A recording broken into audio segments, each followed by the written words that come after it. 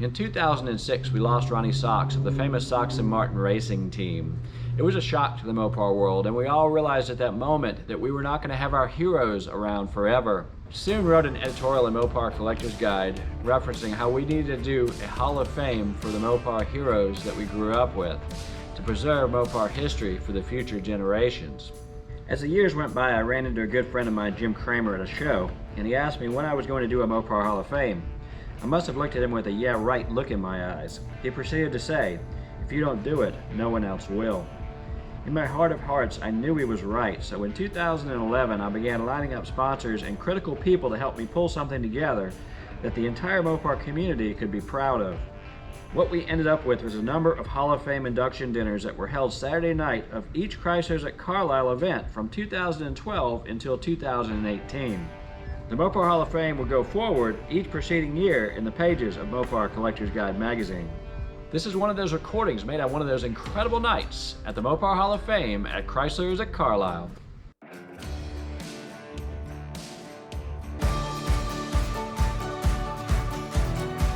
We don't do it every year, but this year we're doing a Lifetime Achievement Award and inducting Steven Juliano into the Mopar Hall of Fame. Steven has been battling cancer, still battling it now, so he couldn't be with us tonight. He couldn't make the trip. But a good friend of his, John Antonelli, has something to say on his behalf.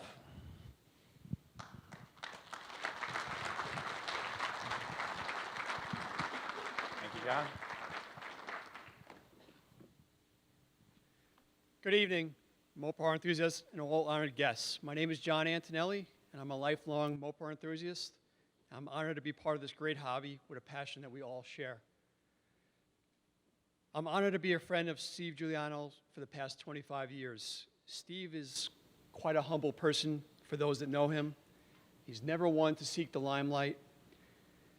Regretfully, as Rob mentioned, his illness prevents him from being here tonight. He would be just blown away to be even considered for this award. Steve wishes to thank Rob Wolf, Randy Holden, and the late John Ellis for today's honor, and for always respecting his desire for it to never be about him. To Steve, only the collection mattered. Which means it might have been even difficult to get Steve to attend tonight's dinner, even if he was healthy. He was one to always be on the side.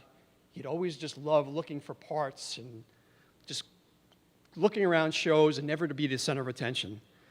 Steven's life was highly influenced by a radio interview he heard decades ago.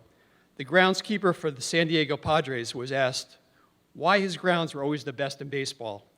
He responded by saying, "I do the best that I can, and then some."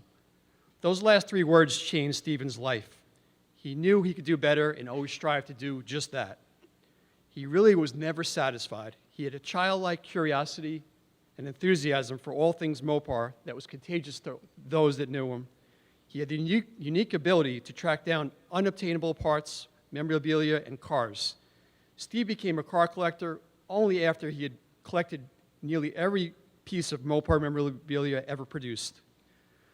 Finding every missing concept car built by the Chrysler Corporation was a fun, successful challenge for Steven, as was traveling to thousands of car dealerships throughout America and ridding their wars and attics of trick parts and memorabilia, plus getting the entire AC Cobra world to step up their correctness game when he entered that arena. Steve had the foresight to realize long before anyone that the Rapid Transit collection needed to be reunited and cared for. And what care he gave them. Steve always felt that he was just that, a caretaker. Did he own these cars? Of course he did. But to Steve, he just wanted to preserve them and keep them under his care like a proud father would do for his children. Steve had extraordinary passion for Chrysler concept cars from the late 60s and early 70s, and his goal was to reunite the significant concept cars of that time. He said, the concept cars from this era were designed and created to be displayed with each other. Together they served a purpose, and I believe that they should be together again and displayed together. Steve's open house tours, especially in California, were legendary. People would leave in awe, realizing what they just saw they would never see again or ever anywhere else. His displays in Building T of Carlisle always had large crowds surrounding them, but rarely would you even find Steve inside Building T. He would be out and about, more content to be incognito and just looking for his next parts find. For Steve, restoring a car to factory original took on a meaning few of us could comprehend. Reproduction parts are disdained by Steven. NOS parts were mostly frowned upon. Steven wanted those parts that were put on the assembly line. He managed to find those parts taken home by assembly line workers in their lunch pails. Lunch pail parts made him smile. He knew more about the cars he had restored and how they were originally built than the people that restored them. For Steve, a constant struggle ensued, and Steve would always promise to never restore another car, but yet then he did. Steve's standards of excellence far exceeded concourse of gold, OE gold, or any other level. After a 10-year battle, his unique and appropriate one-of-one case of stage 4 pancreatic cancer has gotten the upper hand, and thus the final chapter of Steven's life has commenced. Steve is under multiple doctors' care at this point, and I ask you keep him, his wife Alicia, and his family in your prayers. Hopefully Steven's collection remains intact and not dispersed after decades of him reuniting it. To our friend Steven J. Juliano, Steven, we love you. You're a courageous fighter and an inspiration to all of us. You are beyond deserving of this Lifetime Achievement Award, and the Mopar Hall of Fame could not possibly be complete without you. Thank you, everyone. All right, John, stay up here for 1 second. Tim Wellborn. Tim knew Steven better than anybody, and I think he's got some fun stories he can tell us about Steve.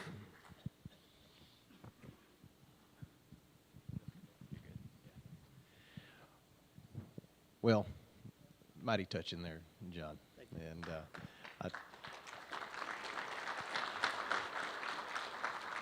I've got to start out by saying that in the early days, I did not like Steve Juliano. Here I am, a guy down in Alabama, and he's up in New York, and it's kind of that north-south thing, I guess, going on. But I'd be chasing a car somewhere, some Hemi something other or whatever, and I had a lot of luck in the early days. Then all of a sudden, you mean the car got gone before I got to it? Yep, went to New York. So here comes another convertible something other or whatever, and I'm right on it, and well, where did it go? New York. Where's it going to in New York? Giuliano. He somehow is just, he's like got some kind of Star Trek transporter. He just grabs them just before I can get to the things. And so he collected things that most of us never really thought about would be collectible at that time, because he wanted to preserve the history of these cars. It was an era, as we all know, that will never be repeated. You had the wildest paint schemes. We talked about it a lot, that psychedelic drug years. That's the only way you could have a pink, a purple, or a sassy grass green car. And you couple all that with the polyglass big fat tires and Hurst pistol grip shifters in 426 Hemi engines, and it's an era. I mean, we got some great stuff at Chrysler again, but it'll never be what it was then, as far as he was concerned and I'm concerned. So you've got this guy that's so focused on preserving history, and he's going to do whatever it takes to do it. And we had numerous conversations about it through the years. Some people didn't get Steve. They didn't like Steve at all, because they would say, well, you raised the price of all of our Mopars and we can no longer afford them. No, that's not what he did. He brought awareness to all of our Mopars. He let the world know that a Hemi Cuda was something special. And so had it not have been for Steve Juliano, the rest of the Mopar world out there at Carlisle that you saw today, that we all try to fix up these cars, you wouldn't have reproduction parts. You wouldn't have a fender or a quarter panel or a grill or lenses to go in your car. Now, sure, he didn't believe in reproduction. I don't either. But luckily, it's spurned a whole market that's kept this whole hobby going hot and as can be. Steve had an opinion on things, and I could have opinion on things, or anyone else, but it didn't matter what your opinion was. His was always the one that counted. He was a guy that he knew what he was talking about always when he was collecting these cars. I learned a lot from him on that. And so he put together you'll never see a collection like this again. And we got to thank him for what he done. How special was he to me? When I was a young guy, my father told me, he said, if at the end of your days, if you can count on one hand how many true friends you have, then you've had a good life. I can count Steve as one of those people on my hand. He's been special to me. He's been good to me, and we're going to continue to be good to him. He is one of the guys. It wasn't just because we were friends because of Mopars. We were friends in the real world. We would talk about cars all kind of ways, and then what could a car be worth, you know? And then it's worth whatever somebody will pay, true. But what he has done, he has set it up that these cars will be preserved forever. When somebody's Googling something 20 years, 30, 50 years from now, and it comes down to memorabilia or Mopar or the rapid transit system, his name's going to come up. That's the legacy that he's leaving us. He is one special guy, and I am glad that he is my friend. And I'm going to let Rob come up, and we're going to send him a big carry-off here. What we want to do tonight, since Steven couldn't be here, thank you, Tim. Stay up here. Stay up here 1 second.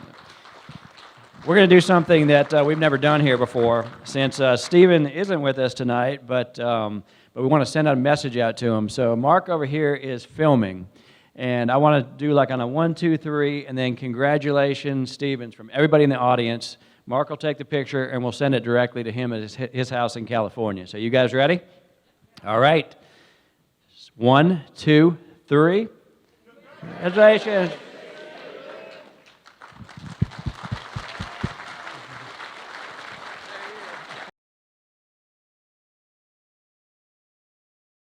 If you like this video, please smash the like button. And if you want to see more videos like this one online, hit the subscribe to Mopar TV button. It's totally free. Also, if you'd like to support the Mopar Hall of Fame and vote for future inductees, go to MoparCollectorsGuide.com and subscribe to the only Mopar magazine that matters. A portion of your subscription will go to help keep Mopar history alive for future generations.